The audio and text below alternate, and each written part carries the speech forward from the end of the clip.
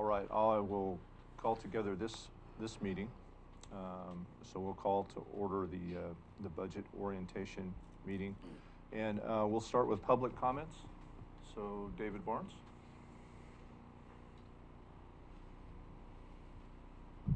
Thank you, David Barnes. I know you're urging the public to do this from home this year, and I would much prefer to do that. In past years, though, the book has been available to the public. I think Mr. Huddle is probably the only one in this room, and Sina, who have been to more of these meetings than I have. And it's nice to be able to go through the book as you're going through the process to follow along. I was wondering if the book might be put online somehow so that the public can have access to it. It is online. It is somewhere? It Okay, so was posted on the website as well.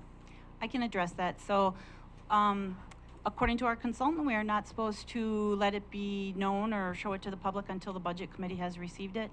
So as of 9 o'clock this morning, or right about 9 o'clock, I should say, it was delivered to the clerk's office for viewing, and it is available online. So, but again, according to the consultant and what we have read, it is not supposed to be distributed before the budget committee actually sees it. It's presented first to the budget committee. All right, Julie, you're doing the budget orientation? Yes. All right, Are we ready?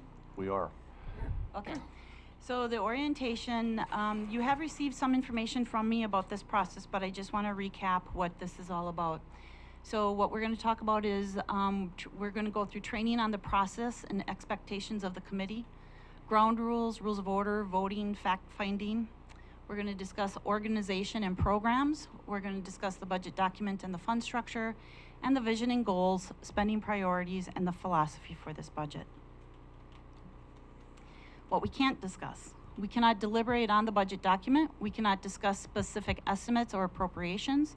We cannot discuss whether to fund a specific program or expenditure, and we cannot discuss whether to impose a tax levy or the amount of any levy. And that's today, for today's meeting. So let's talk a little bit about the process and the expectations. So I'm going to go through and I'm going to just give you a little orientation on everything. I'll do budget presentation, we'll review it, we'll answer any questions that you might have. I do ask that you be prepared for the budget process, so when we come tomorrow, please make sure that you've reviewed the budget document and that you've familiarized yourself with that document. Please be considerate of the time. I don't think anybody wants to be here any longer than they have to, especially with the COVID-19 situation. We are going to make sure we do have masks available, gloves, hand sanitation for anyone that wants to be here. We do encourage people to participate from home, and they can view that on channel 182, on YouTube through Curry County Civic, and on Facebook Live. And then if they have comments, they would have to email them to boc_office@co.curry.or.us. This process this year is completely different than we've done in the past. So I'm really hoping that you have an open mind and you're willing to work with us on the process that we're going to go through. What we're hoping to do is a very abbreviated version of the budget when we talk about it tomorrow.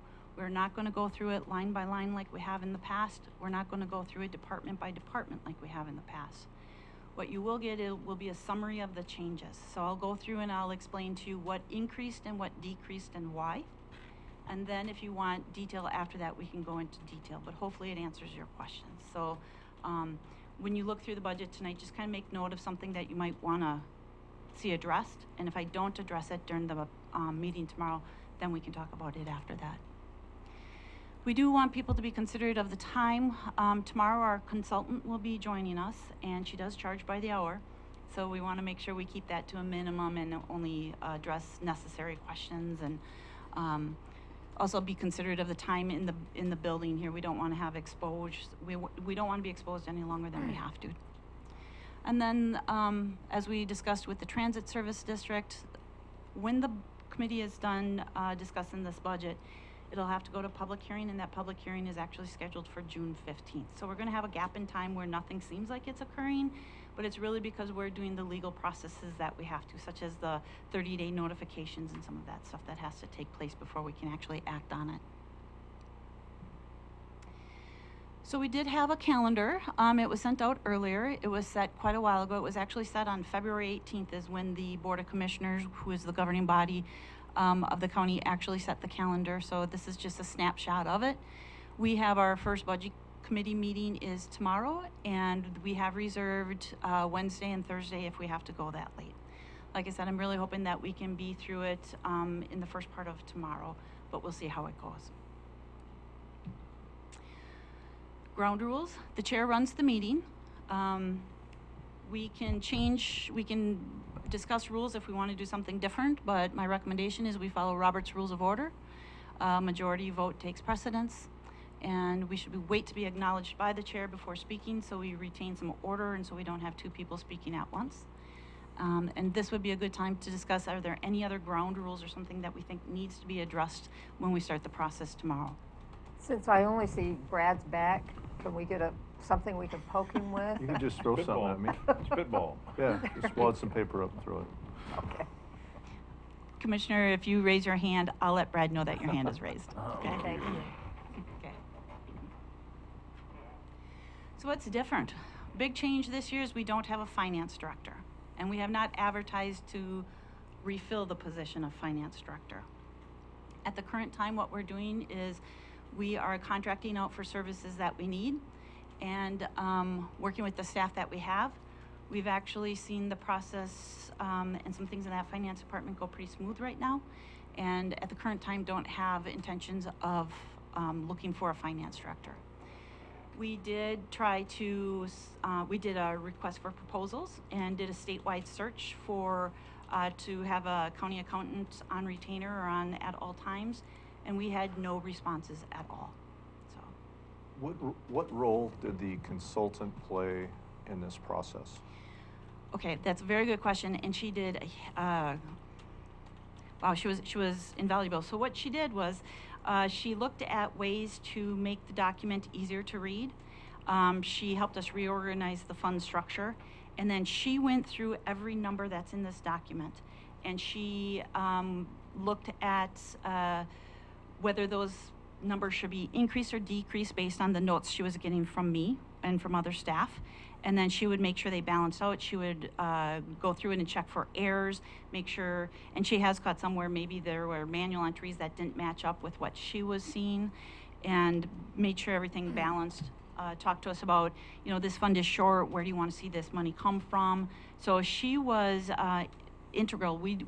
She worked on it days on end, and she was in constant contact with staff. Most of it was via email. So we would get changes from the department heads, and then I would forward those on to her. I'd save them, then forward a bunch of emails. And she'd work with staff. She'd work with primarily Sina in the finance department about, hey, I'm seeing an issue here. Are you sure that's not just a typo? Or what have you done with this fund in the past? How was this organized in the past? So she basically did what a finance director would have done. She basically prepared the document, and then staff just served. Like I said, I was the go-between between the departments. This is changing, we need to address this. And then Sina was doing double-checking all the work, looking at making sure there weren't errors, organizing things, answering any questions that the budget officer or the CPA had. So the contract was with Summer Sears, and she will be with us tomorrow, so she's going to Zoom into the meeting. I'm your budget officer, so I will actually go through the budget with you, but she'll be there in case we have questions that I can't answer or in case there's something that's missed. Mr. Boyce, you had a question? Briefly, thank you, Mr. Chair. Is the Budget Committee familiar with her background, experience, resume? No, that was. So tomorrow maybe she could, Well, I can go through that right now. So Summer Sears, she's a certified public accountant. She has her own consulting firm. What she does is she works with municipalities, levels of government on budgeting. So that's what she does. She helps Bend and I'm not sure if it's Bend particular, but communities around the Bend area. She did give us her resume when we decided to contract with her, and we felt very comfortable with her work, and reviewed her references, and we haven't had any issues at all. She's really been wonderful to work with. She responds right away. She's like rapid fire with the numbers. She really knows her way around a budget workbook, and we're really grateful with the changes that she recommended.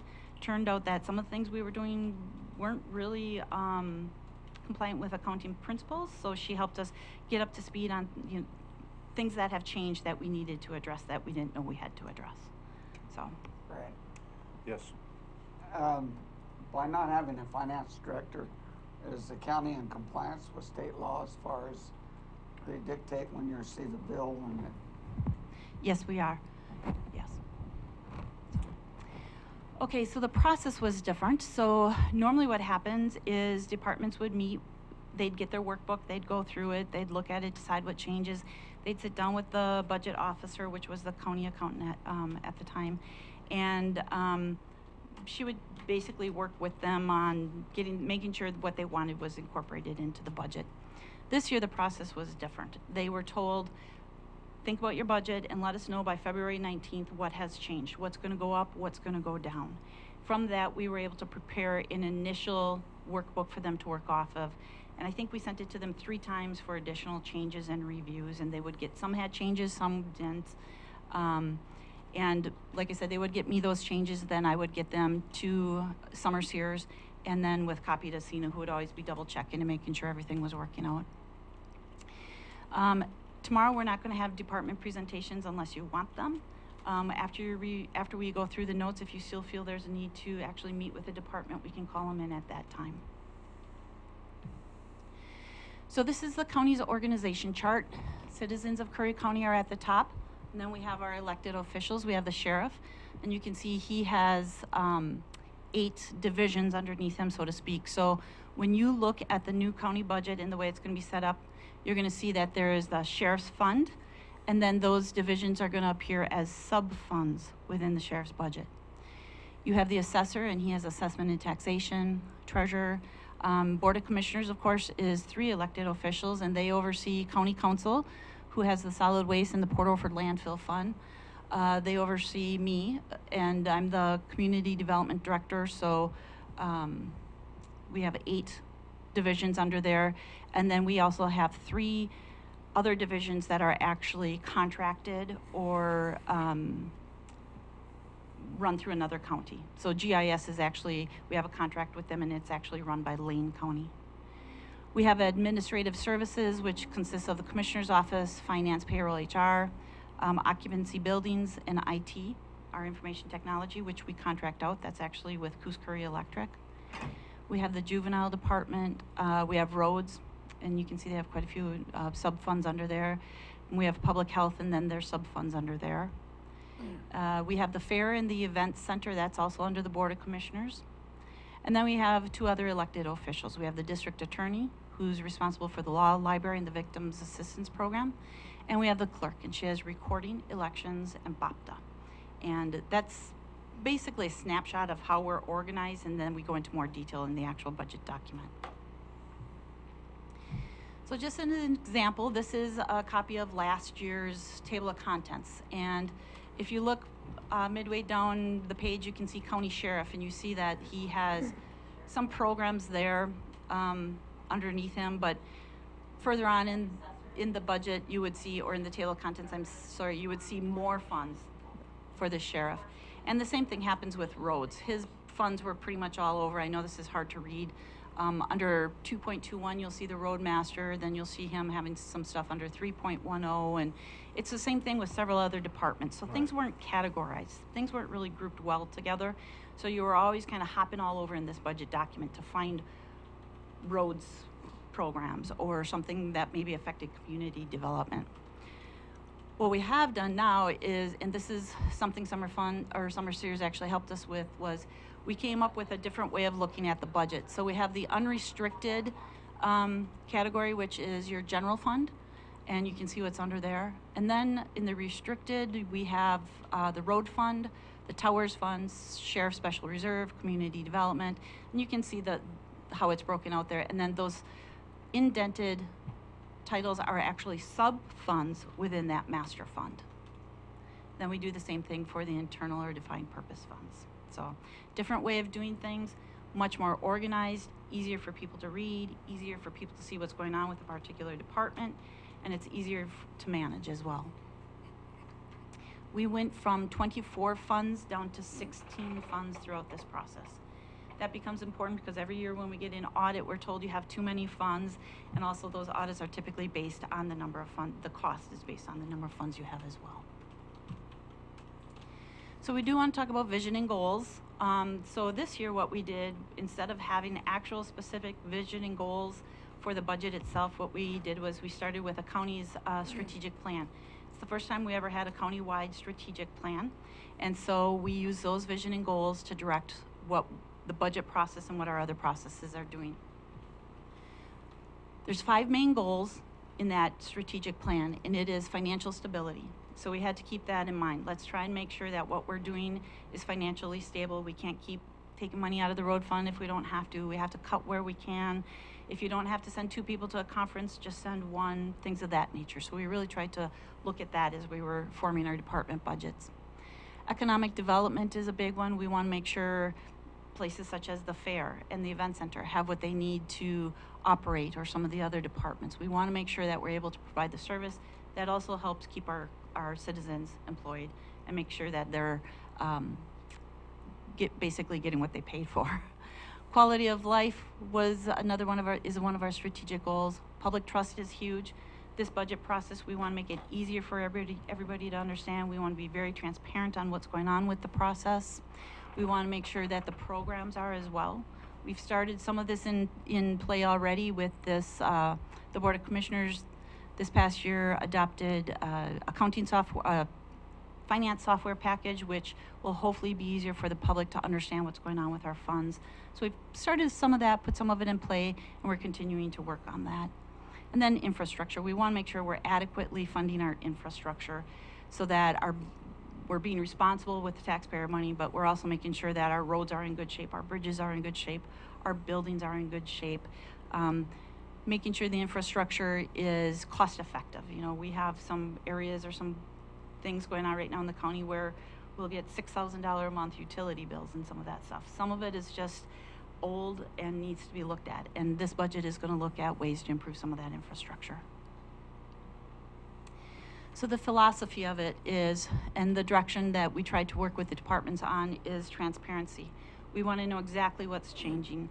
Don't take your work budget and reduce this one by 200 and add 100 here. Tell me really what you need to change, and let's go from there. So that's what we did.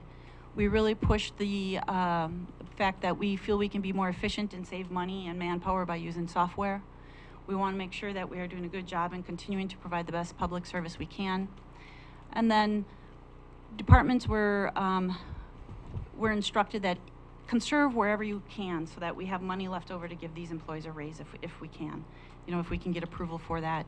Many of these employees haven't had a raise since they've started. We'll talk about that a little bit tomorrow in the budget narrative, but it was really important to cut back wherever possible to try and reward our employees for the work they're doing. Final steps, we're going to distribute the document. Sina, do you want to help?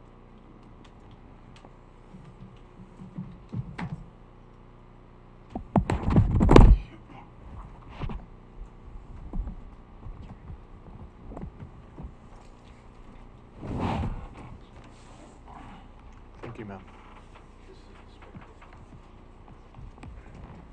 Thanks.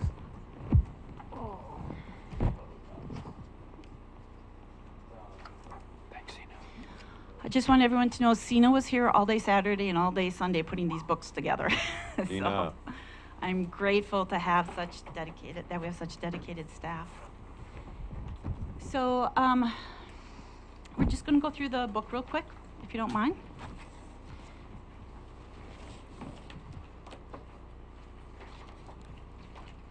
So you have your cover pages, you have your list of county elected officials. Then you have the slideshow we showed earlier of the fund structure. You have the new fund structure set up there, so you can see that. Then you go to the table of contents, and the table of contents looks a little different from years past. You'll notice there's not a lot of page numbers listed. That's because many things are only one page, so you have a tab with maybe 1 page in it, so it doesn't make sense to continue to relist all those page numbers. So most things you can find just by going to the tab that's listed in that table of contents. But then when you look at the table of contents, it helps you understand basically how the funds and sub-funds are set up as well. For example, tab 13 is the sheriff's office, and you'll see that he has sub-funds: Special Projects Reserve, Search and Rescue, Marine Patrol, Forest Patrol, Jail Custody Services, Civil Criminal Patrol, Harbor Substation, the jail itself, Communications, 911, Parole and Probation. So those are all sub-funds within the sheriff's fund. That also makes a difference when you're looking at some of the government transfers that we'll look at a little bit tomorrow, but it also comes into play how you look at a budget, and now sometimes the numbers look so much larger than what they were, but that's because you're now grouping the transfers. So some of the numbers will look different or they'll look higher, but you have to remember that you're now looking at it from a super fund structure. So just going through the document, you have the budget narrative, which I will read tomorrow. We can't discuss that today at all. And then following through there, you'll just see the tabs. Each fund has a tab. There's a little information about the fund itself or the department itself. You'll also see information in there about the number of staff they have, whether they're full-time or part-time. And then when you get to the very back of the document, you'll find an appendix. The appendix is not complete. We have not received all of our notices of publication yet to put in there, but before the budget is finalized for public hearing, it will be complete. So this is a proposed budget at this time, so some of it's not in there. But as far as the budget numbers themselves, they are all there. They've all been reviewed, and tomorrow when we talk about it, I'm hoping you'll be really happy with what we did with it. So just remember on the COVID-19 precautions, we do have masks here, we have gloves here, we have the sanitizer here. If there's a committee member that chooses to be operating from home, let me know so we can try and make arrangements for that. We did have a tour lined up originally, but now with COVID-19, we can't put everybody in a vehicle and drive you around. So I just want to offer you that if you want to look at some of our facilities, to please call ahead to make sure you're doing that. But some of the things that I feel are important to look at is the jail, specifically the condition of the jail, the size of it, where it's located. Same thing with the courtrooms and how they function with other departments, whether you have confidential transport, whether they meet our judges' needs. And then transfer stations. A lot of people don't realize that the county actually has transfer stations where you haul your garbage away. Those are county properties. The one of particular interest I think you should look at is the one up in Port Orford, looking at the condition of it, looking at the fence, trespassing, how the property is maintained, some of those things. And that is all I have for you right now, unless there are some questions for me. Any questions? Nope. All right. Budget schedule. Okay, so the budget schedule. So we're going to meet tomorrow. It'll be our first day of the actual budget meeting. And hopefully we can get through the budget tomorrow, hopefully before noon. But if not, we do have Wednesday and Thursday reserved as well for the budget. And then, like we discussed earlier, the public hearing won't actually be until June, though. Okay. Yeah, this is a lot of information to go over in one night, I want to add. Mr. Boyce. It's okay. No, I'm just agreeing with you, but it's not like we didn't know it was coming. Yeah. But I agree with you that yes, thank you, Mr. Chair. I'll read every page. This is going to be a challenging evening, for sure. Any other questions, comments, concerns? All right, then I would move that we adjourn this meeting and see you tomorrow. Okay. Thank you, Okay. Mr. Chair. Meeting's adjourned. 24 hours to get it digested.